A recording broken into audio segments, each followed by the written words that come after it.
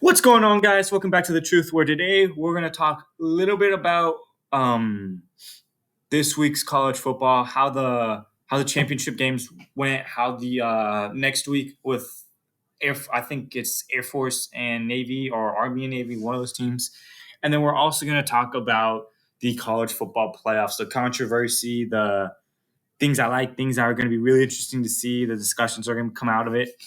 But going into this, we have Washington pulling out close against Oregon. Nothing really surprising there. Kind of expected Washington to win, but not surprising at the end that it was close. I like both of these teams, both really good teams.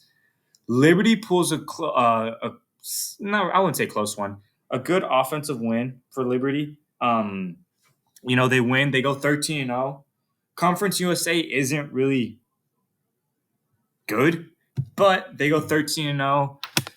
They end up getting snuffed from the playoffs. I won't spoil that, but they believe they will get a nice bowl game, though, for being, I think, the only undefeated team to not make the playoffs.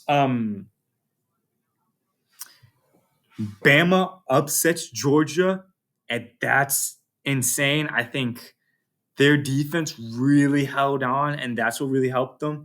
Offense had its moments, didn't have its moments. There were things I liked from Bama's quarterback. There were things I didn't like when he took sacks, but he made great throws at the end of the day too.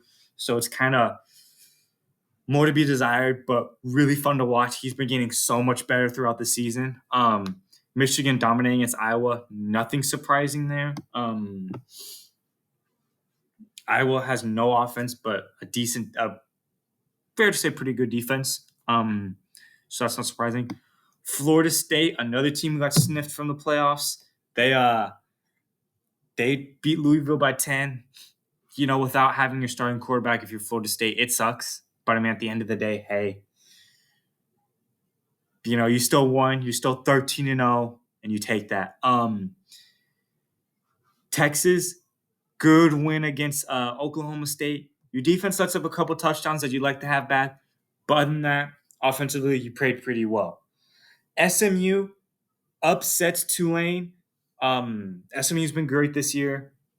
So to see them beat Tulane, thought it was going to be a little bit closer than it was, but still win at the end of the day. It's going to be interesting to see about Tulane. Going into next week, we have Army versus Navy. It's the only game, sadly, next week. I will have some things we're going to talk about. But with that being said, that's the game. 2:00 game. Why not watch some college football on Saturday? The only game. It's going to be, I believe, a really tough running game. No passing. But if you're an old school guy, you love football, you love tough defense, these are two games to watch. Going to the playoffs, while this loads, we have at the first seed, Michigan, second seed, Washington, third seed, Texas, and fourth seed, Alabama. This is your college football playoffs. Some controversy that, of course, will be in it. You had two teams who went undefeated and didn't make the playoffs. Now, the people who decide college football don't necessarily put undefeated teams.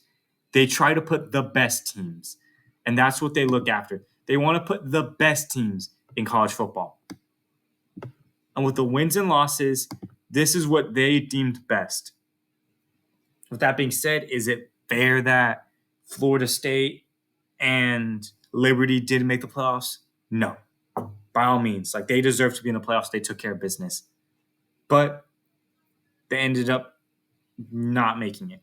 There's nothing we can really do with being that next year the college football playoffs will be expanded. There's no point really killing the committee for that. I mean, what are you going to do there? It's going to be extended.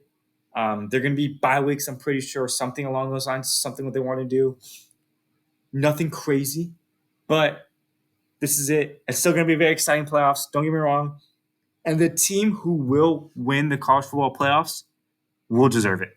Georgia lost to Bama. They don't deserve to be in the playoffs. Enough being said.